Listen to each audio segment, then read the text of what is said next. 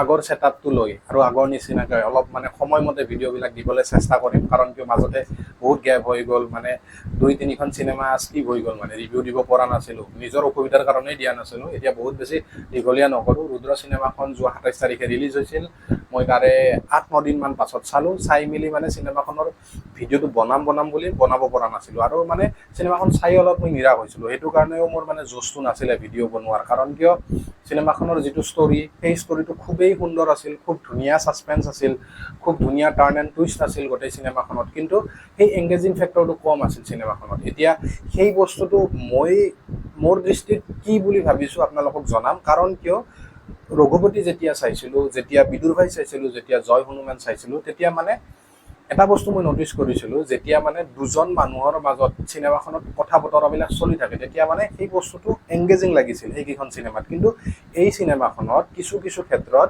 যেতিয়া মানে দুজন মানুহে কথা পাতি থাকে, সেই গোটেই স্ক্ৰিপ্টখিনি অলপমান এংগেজিংটো কম যেন লাগিছিল, আৰু সেই কাৰণেই হয়তো চিনেমাখনে বহুত বেছি টাচ কৰিব নোৱাৰিলে।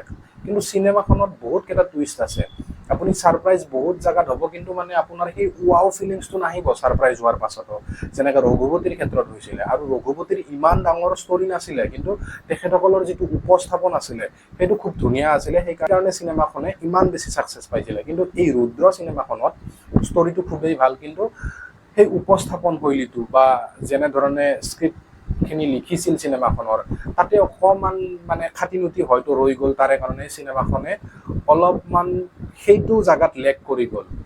বাকী চিনেমাখন খুব ধুনীয়া হৈছে, এণ্ডিং খুব ভাল হৈছে, আৰু একশ্যন পাতি খুব ভাল হৈছে। বাকী যিখিনি মানে জংঘলৰ মাজত একশ্যন দেখাইছিল বাইকৰ লগত জয় কাশ্যপ আৰু ৰবি শৰ্মাৰ যিটো চিন আছিল, সেই চিনটো খুবেই ভাল লাগিছে মোৰ।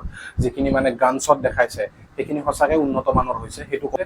এতিয়া যদি এই বস্তুখিনিক মই সৰু এক্সাম্পল এটা দি আপোনালোকক বুজাব যাওঁ, তেতিয়াহ'লে আপোনালোকে ধৰি লওক আপোনালোকৰ এৰিয়াত দুখন দোকান আছে, আৰু সেই দুখন দোকানত এজন দোকানীয়ে কি কৰে, আপোনালোকক 1 টকা বা 2 টকা এটা কমত দিয়ে, কিন্তু তেখেতৰ কথাবিলাক, কথা পতাৰ ধৰণটো তেখেতৰ মানে ভাল নহয়, মানে ভালকে কথা পাতিলেও খঙত কথা পতা যেন লাগে। আৰু তাৰে কাষতে এখন দোকান আছে, সেই দোকানখনে কিন্তু আপোনালোকক বস্তুবিলাক কমত নিদিয়ে, কিন্তু তেখেতৰ কথা পতাৰ ধৰণটো খুবেই ভাল, যিটো দাম ল'ব লাগে সেইটোৱে লয়।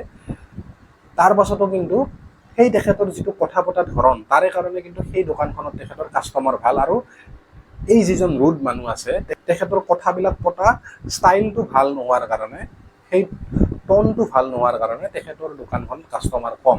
ঠিক তেনেকুৱা ধৰণৰে প্ৰব্লেমটো এই চিনেমাখনত অলপ হোৱা যেন লাগিল। লগতে ৰবি শৰ্মাৰ যিটো লুক আছে, ৰবি শৰ্মাৰ এটা মানে অতীতৰ লুক এটা দেখায়, তেখেতে 7-8 বছৰ পাছত তেখেতৰ মানে কেনেকুৱা চিটুৱেশ্যন আহে, তাৰপাছত তেখেতৰ লুকটো দেখায়, সেই দাড়ি চুলি দীঘল লুকটো, সেইটোত মানে মই বহুত বেছি ডিসএপইণ্টেড হৈছোঁ। কাৰণ কিয় আজিৰ তাৰিখত দাড়ি চুলি লগোৱা যেন অনুভৱ হোৱাটো সঁচাকৈ এটা ডিসএপইণ্টমেণ্ট চিনেমা এখন চাব গ'লে। কাৰণ কিয় ইমান ধুনীয়া টেকনিকেল বস্তু আজিকালি ওলাইছে, তো আল্টিমেটলি সেইটো ক্ষেত্ৰত অলপমান তেখেতসকলে গুৰুত্ব দিব লাগিছিল। লগতে আৰু এটা শ্বট আছে, ৰবি শৰ্মাৰ দাড়ি চুলিবিলাক অলপ মানে আহিছে মাত্ৰ, দীঘল হৈ আহিছে মাত্ৰ, সেই শ্বটটোতো মানে তেখেতৰ সেই লুকটো একদম মানে মিলা নাই, সঁচা কথা যদি ক'বলৈ যাওঁ। সেইখিনি ক্ষেত্ৰত অলপমান মোৰ ডিসএপইণ্টমেণ্ট আছে।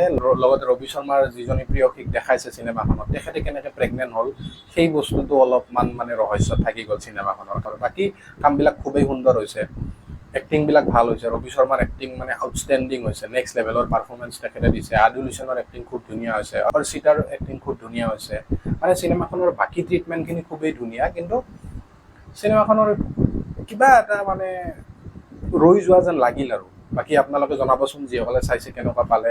আৰু লগতে মালামাল বয়জ আহি আছে, মালামাল বয়জৰ ওপৰত কথা পাতিম। 18 তাৰিখে যিহেতু মালামাল বয়জ আহি আছে, আৰু চাম, মই খুব বেছি এক্সাইটেড হৈ আছোঁ। সেইখন চাই মেলি আপোনালোকক সোনকালে ৰিভিউটো মই দিম।